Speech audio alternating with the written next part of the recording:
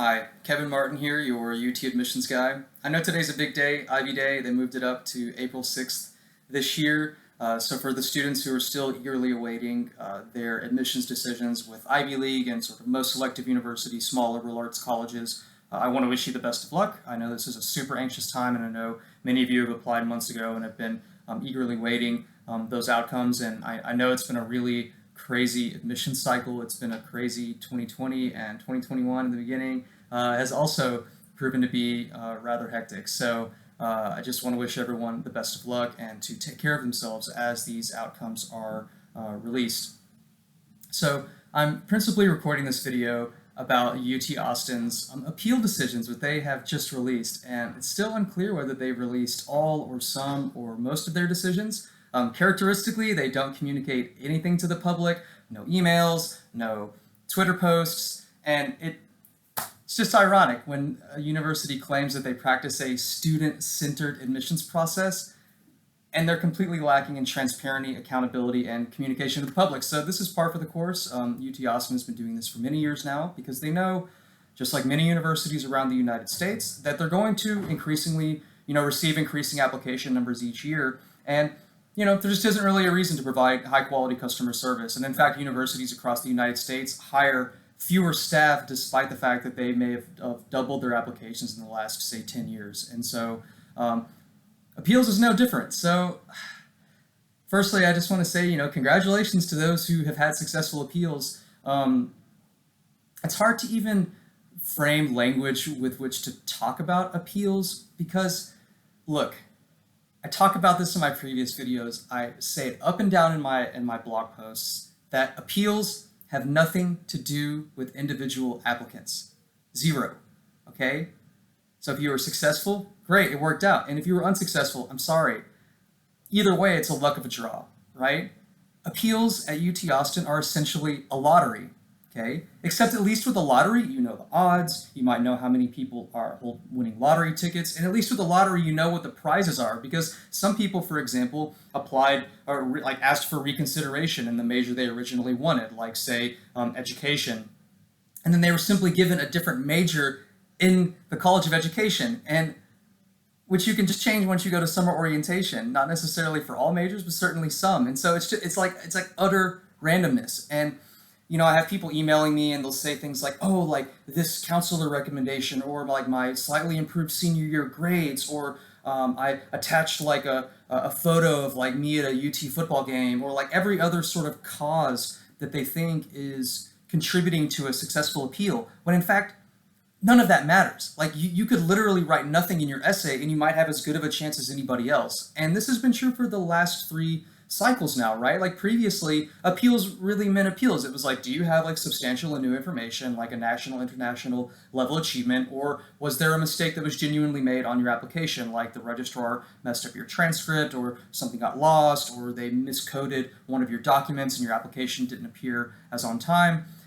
But now for the last 3 cycles, it's completely random. It's completely, utterly, absolutely random. And to suggest the sheer audacity of leaving students in limbo in this kind of admissions purgatory is that some people were accepted with the major they wanted or not. Some people were rejected outright. And then some people were given a wait list. Okay, like UT hasn't used a wait list in years. And they didn't use a waitlist when they released admissions decisions back at the end of January and early February. And so now there are students who have been rejected or offered CAP, who have appealed and were not admitted outright, and now they're on the wait list. And so it's just madness. I'm writing a new book. I've actually finished the manuscript. It's pretty much done.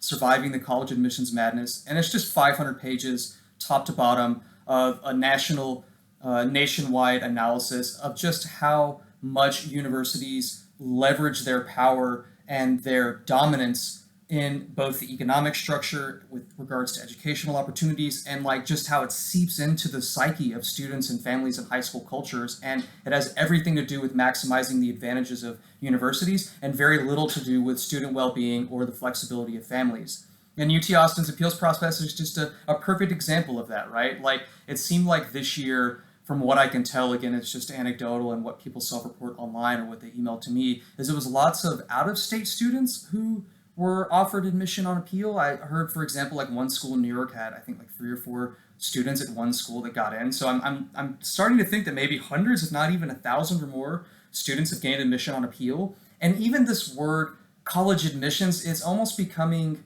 an artifact of the past, because what many universities are doing, including UT Austin, is now most of the sort of decisions about how many spaces are available and how many students universities choose to admit based on their residency or financial need or first choice major is in enrollment management or recruitment offices. And that's the case at UT Austin as well. Like if you look at their YouTube channel, it's not the Office of Admissions, it's the Office of Enrollment Management and Student Success, which we don't even have a language to describe, or even an understanding of the bureaucracies about how these machinations, and you have all of these inputs and then just there's random outputs that come out and we have no idea who or what or whether your applications are even being evaluated or by who, or if it's an algorithm or a person, because again, there's an utter lack of transparency and accountability.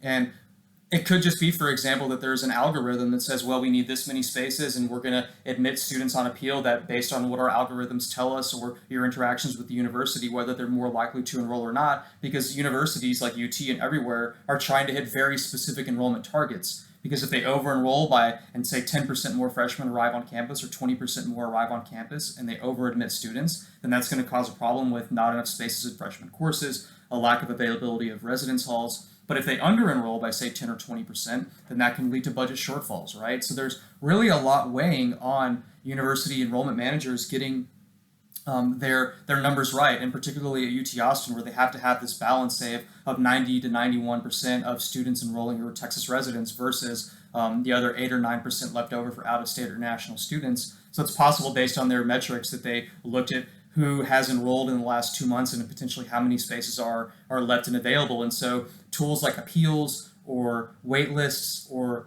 in the case of other universities, deferrals or letters of continued interest, or even like Carnegie Mellon this year has a priority wait list where you hear back by May 10th and then like a regular wait list by June 1st. Like, again, this has nothing to do with your desirability as an applicant, and it has everything to do with the university's bottom line. You're simply a cell on an spreadsheet. And I know that you want to look and find explanations and, oh, like this thing or that thing, or here's how I got in and how my appeal was successful. And I'm seeing on Reddit now, like, people giving advice, but it's just it's completely random and it's completely meaningless, because appeals truly is a lottery, except you don't know how many people are playing the game. You have no idea how many tickets are issued. You have no idea how many spaces are available. And in fact, in my book, I actually call for an admissions by partial lottery. So if you're interested, it's like a serious argument. And I've not really seen anyone talk about lotteries in the way that I do in my upcoming book. And so, the status quo is unsustainable, right? Whenever you have universities like Brown, who have a 3.5% regular decision admissions rate, or Harvard, which has admitted less than 4% of their students, something's got to give. When UCLA, which is a public university that admitted 2/3 of their students 40 years ago, is admitting like 10% of their applicants now among 140,000 applications, like, the universities need to have the burden of proof to communicate and justify this system, because something has to give, and this is just completely unsustainable. And you have, tons of amazing kids that simply can't access top 50 or top 100 universities, which have real tangible outcomes on your future economic potential, your career earnings, your propensity to gain admission to top graduate schools. And so that's another thing I talk about in my book is, I still believe that the effort that you make at a university that you go to matters more than where you go, all things equal, or kind of generally speaking. But it still really matters, because some graduate schools simply won't admit you unless you go to a school like UT Austin or its equivalent, or New York or Wall Street banks or management consulting firms simply aren't going to hire you if you go to a good but not world-class university. And so I understand the anxiety, and like I've mentioned in my previous videos, you have my sympathies, students and families, and it's simply unfair and it's unjust. And sometimes the randomness works out for you. Like, wow, like, you were UT's, like, you were their second pickings, right? You're like the last kid picked for the dodgeball team, but I guess it's better to play dodgeball than to be left on the sidelines at all. And so students got in on appeal to like computer science and engineering and business, and these historically extremely competitive majors where you've got students with perfect test scores or outstanding resumes who were getting denied. And then what? Like, oh, I just send in this appeal and then maybe I can, get in through this weird like back door.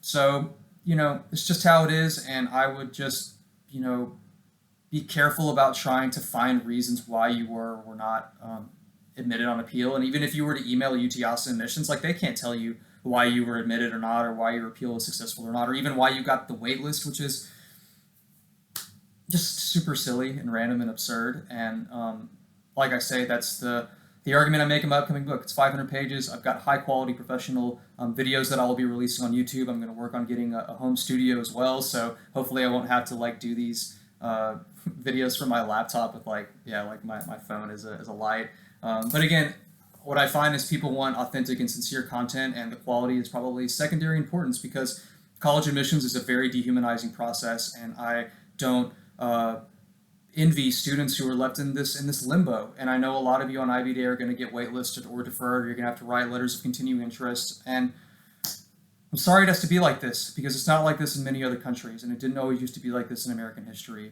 And so it's tough. It's tough being a teenager in the 2020s and growing up in COVID and having all the delays. And so if you're a junior or sophomore watching this video and you're made it this far and you're watching for subsequent admission cycles and you're wondering like, should I submit an appeal? It's like, yeah, why not? Go ahead and appeal. My advice used to be like, don't, just move on. It's not going to work out because historically, like, yeah, almost every appeal was denied, but now it seems like UT is using appeals for something different. So you may as well throw your hat in the ring. Again, like as I emphasize on my blog, like nothing anybody says or does can help you or give you some like secret piece of advice. That's one of the many reasons I don't offer appeals services. I don't want to exploit anxious and insecure families. And there's simply no value that anybody can add because appeals are completely random. And think of it like a lottery ticket. Put your hat in the ring. It's more or less a free option.